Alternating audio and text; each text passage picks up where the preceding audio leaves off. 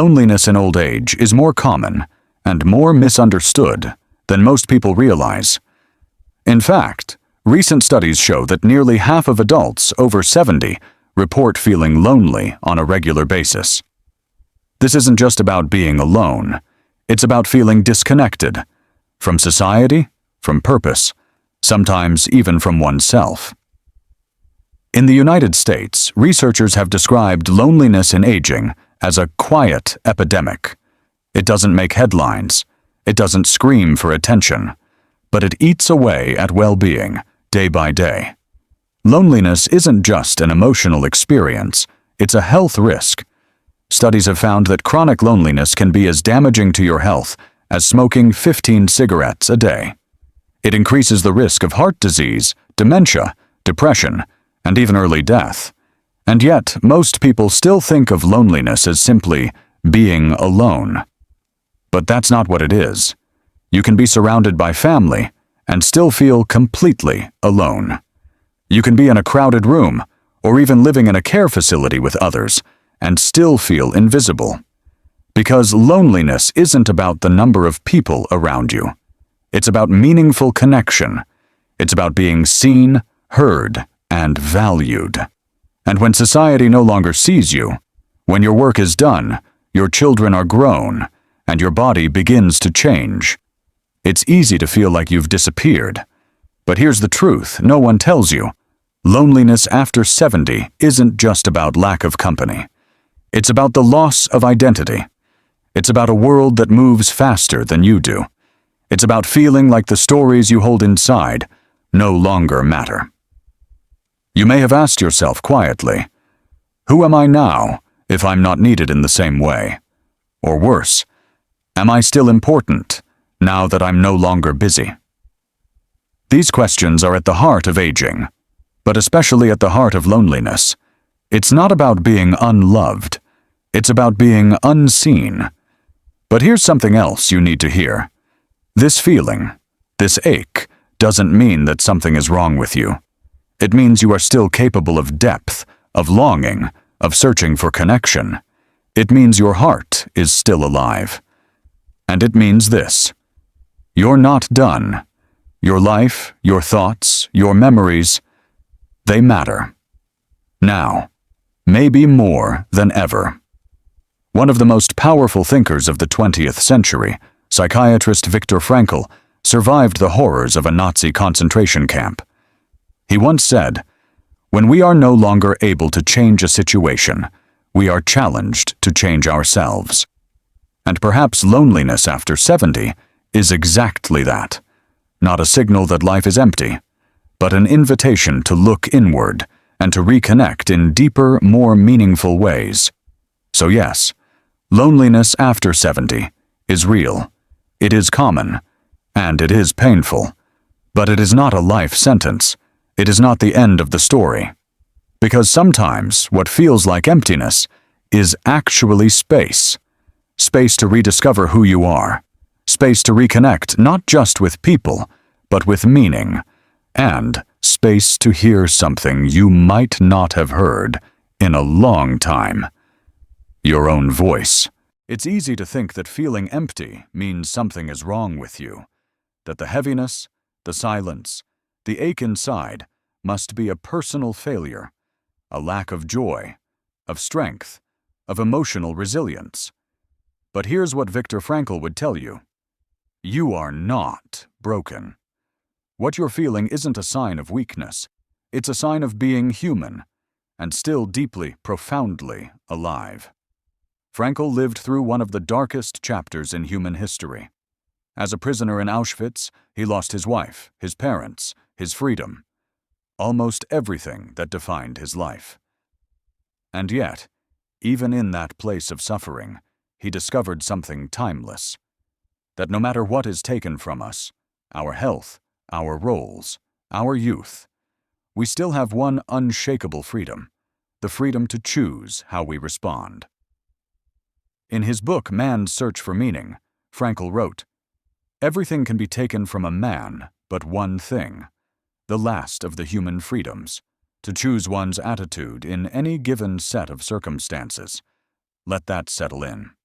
You may no longer have the job title, the physical strength, the daily responsibilities you once did, but the core of who you are, the meaning you create, the attitude you hold, the inner world you cultivate, that remains yours. Loneliness, after all, is not just an emotional gap. It's often a meaning gap.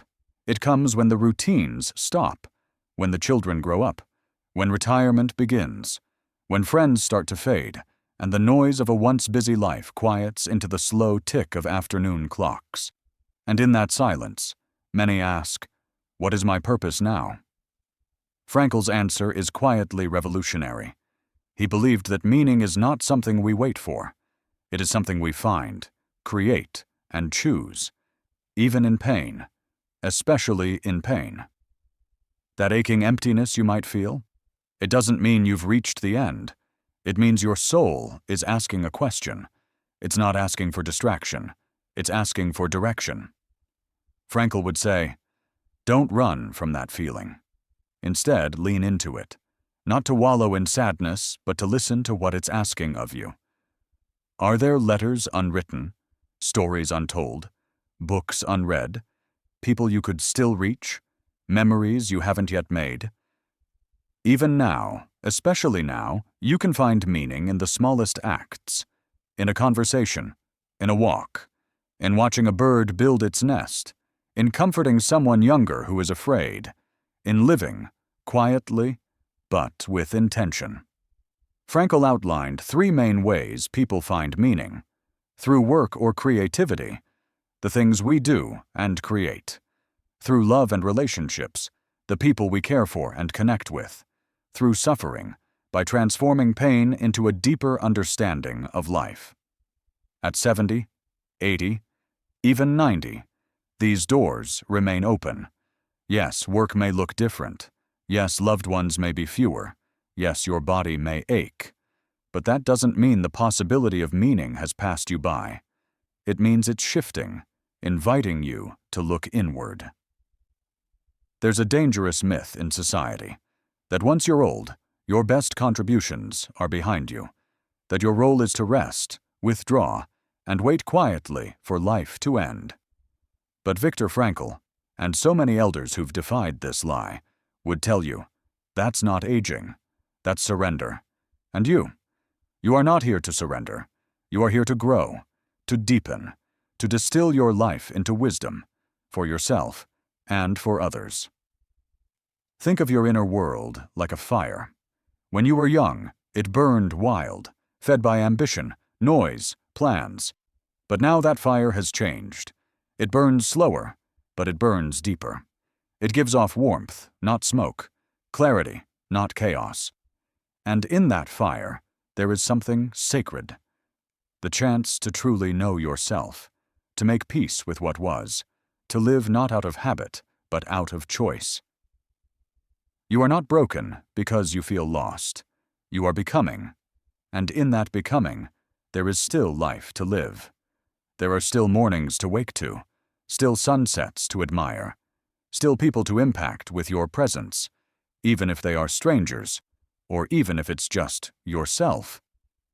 So the next time you feel that ache, that quiet, familiar emptiness, don't call it the end. Call it a beginning, a space, an invitation to create meaning in the most honest way, not by what you achieve, but by how you choose to see. You are not broken. You are human. And as Frankl would say, as long as you are breathing, you can still choose your meaning. Let's address one of the most harmful myths about aging, a lie that floats silently through conversations, media, even within our own thoughts. It whispers, "You're no longer useful. You've done your part. Now step aside. You're just taking up space."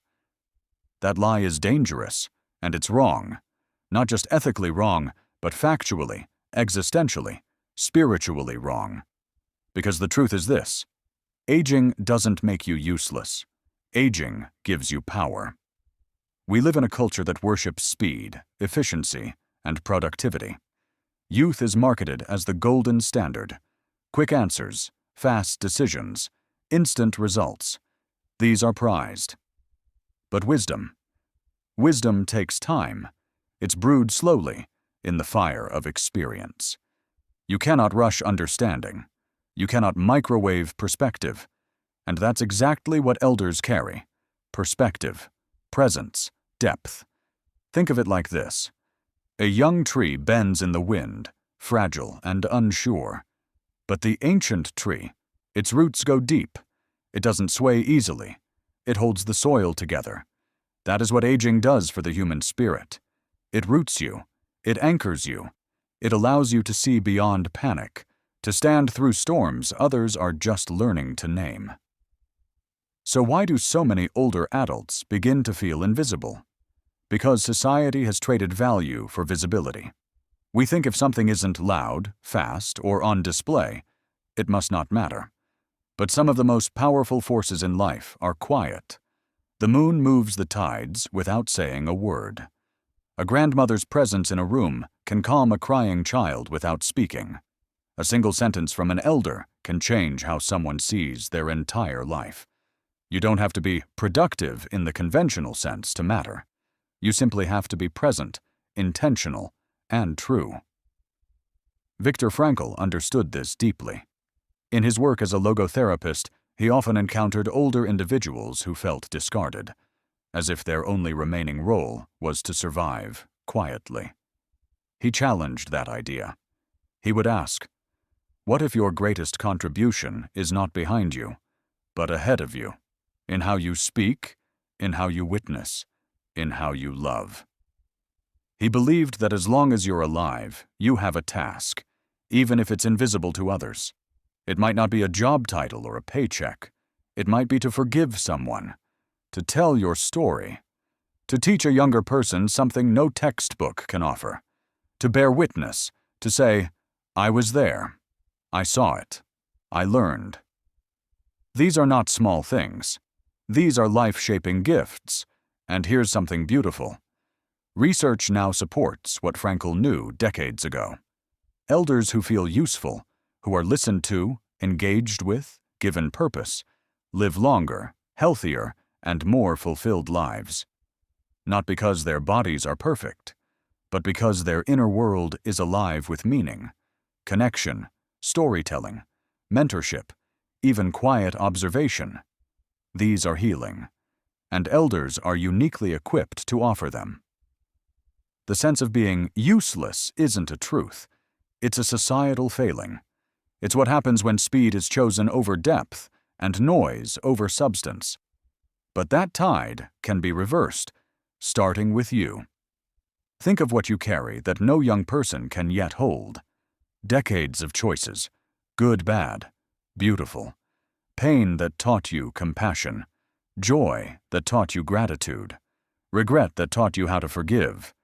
You know what matters and what doesn't. You know what's worth holding and what's best let go. You've seen people change. You've changed. That is wisdom. That is power.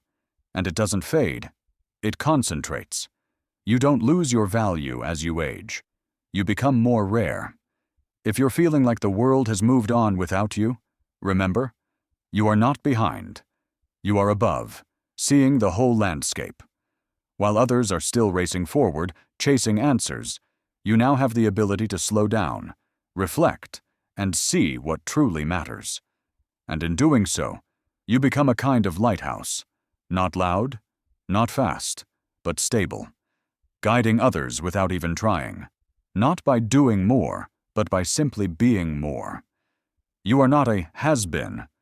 You are a deep well of insight, a survivor of countless storms, and a keeper of truths that others are only beginning to learn. Don't ever call yourself useless. You are needed now, perhaps more than ever. Let's be honest. Technology has made it easier than ever to reach people, but harder than ever to feel close to them. We can text across the globe in seconds, see our grandchildren on screens, join Zoom calls, post photos. And yet, so many older adults say they've never felt more alone. How can this be? Because real connection has never been about information. It's about presence, about feeling seen, heard, and understood, not just being contacted. And in today's hyper-connected world, elders are often overlooked in the rush. But here's the truth. Connection is still possible, even after 70. Not only possible, but vital. Viktor Frankl reminded us that human beings are not made to live in isolation. We thrive in relationship. We discover ourselves through one another. And while it's common to lose friends, partners, communities as you age, it's not the end of your social life, unless you decide it is. Let's talk about how to rebuild connection, even in a disconnected world. Start with one question. Who can I reach toward, not just reach out to? We often wait for calls, wait for visitors, wait for someone to say, "I miss you." But connection is not about waiting. It's about initiating, gently and bravely. Call the neighbor you used to talk to. Send a message to an old friend, even if it's been years. Write a letter, not because you expect a reply, but because you want to express. You don't need a crowd. You need a few meaningful links, and those take intention, not perfection. Consider new forms of gathering. Many community centers, libraries, and senior groups now host hybrid meetups, in person and online. Yes, it can be awkward at first, but remember, almost everyone there feels the same hesitations you do. You're not the only one seeking closeness, and it's okay to start small. Join a book group, take a gentle yoga class, volunteer at a charity even once a month. These are not just activities, they are pathways to connection. Sometimes connection also starts within. It means forgiving people who are no longer around.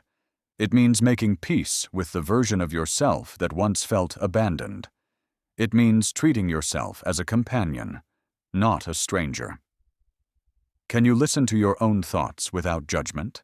Can you sit with your memories without shame? Because when you create connection inside, you carry that strength into every conversation. You become someone safe to connect with, not just for others, but for yourself. Frankl wrote that even in the most hopeless conditions, the human being is still free to choose their attitude. And one of the most powerful choices you can make is to say, "I am not meant to be isolated. I am meant to relate. I may be older, but I still have love to give. I still matter, in someone's story, even if I haven't met them yet." You're not too old to build new bonds. You're not too late to love again. You're not past your ability to create moments of meaning with others and with yourself. So don't shrink into silence. Reach toward someone, not perfectly, not urgently, just genuinely. Because connection isn't about being needed. It's about being known.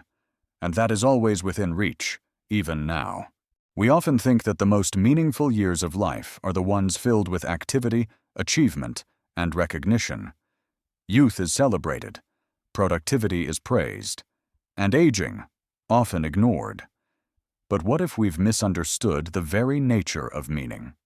Viktor Frankl, a man who faced unthinkable suffering in concentration camps, once wrote, "Life never ceases to have meaning, even in suffering and death. Not because suffering is noble, but because the human spirit can choose how it meets every moment, with bitterness or with purpose." This is Frankl's final gift to us, that aging, even with its losses, is not the falling away of life. It is the distillation of life. When your world becomes quieter, smaller, and more inward, you finally have the space to ask, what really matters now? Maybe it's not about what you did 30 years ago. Maybe it's about who you still are right now, and who you are becoming, even in your 70s, 80s, or 90s. You may not climb mountains anymore, but can you climb the inner mountain of self-understanding? You may not raise children anymore, but can you raise a question in someone's heart with a single kind word? You may not build companies or chase dreams, but can you sit beside someone in silence and help them feel less alone? These are not small acts. They are acts of meaning. And meaning, Frankl reminds us, is not found in comfort, but in responsibility. What is life asking of me now? That question is the gateway to elder wisdom. You see, in youth, we're busy becoming. In old age, we're invited to begin being, not in a passive way, not in resignation, but in presence, in reflection, in depth. Old age can be the most fertile ground for legacy, not the kind measured in money, but in memory. The memory you leave in someone's heart when you listen without judgment. The legacy you create when you pass down your stories, not to be admired, but to be learned from. Even if you feel forgotten by the world, even if your days feel quiet and unseen, you still carry a voice someone needs to hear, because there are younger people searching for the very wisdom you've already lived. There are grandchildren who don't know what love looks like when it ages. There are strangers who may feel less alone, simply knowing that you made it this far. Your scars, they are stories. Your regrets, they are teachers. Your time now, it is a gift, not a countdown. So how do you live these years not just with memory, but with meaning? Here are a few ways. Practice daily presence. Even a cup of tea can become a ritual of gratitude. Create one act of service each week. Write to someone. Offer a kind word. Share a memory. Cultivate spiritual reflection. Whether through prayer, meditation, or silence, connect to something greater than yourself. Tell your story, not because you want to be remembered, but because you want to remember who you are. Let go of unfinished expectations. You don't need to be more. You just need to be, fully and truthfully. Viktor Frankl once described the elderly as people whose lives are now crowned with the harvest of all their former experiences. You are in that season now, the season of harvest. Even if your body slows down, even if your phone doesn't ring, even if people forget your name, life has not forgotten you. Your presence here, listening to these words, reflecting, opening your heart, is already an act of meaning. And that's what makes this moment sacred. Thank you for spending time with this video. If something here resonated with you, a phrase, a thought, a feeling, I invite you to share it, not just online, but in your next conversation, in your next moment of silence, in your next deep breath. You are not invisible. You are not a burden. You are not finished. You are the inner elder, and you still have so much light to give. If you found meaning in this video, please consider subscribing to the channel. It helps us grow a community of thoughtful, wise, beautiful souls, just like you. Leave a comment if you'd like to share your reflections or connect with others. Don't forget to like the video. It truly makes a difference, and hit the notification bell so you won't miss the next story we share. Thank you for being here. You are seen, you are valued, and you are deeply appreciated. Until next time, take gentle care of your soul.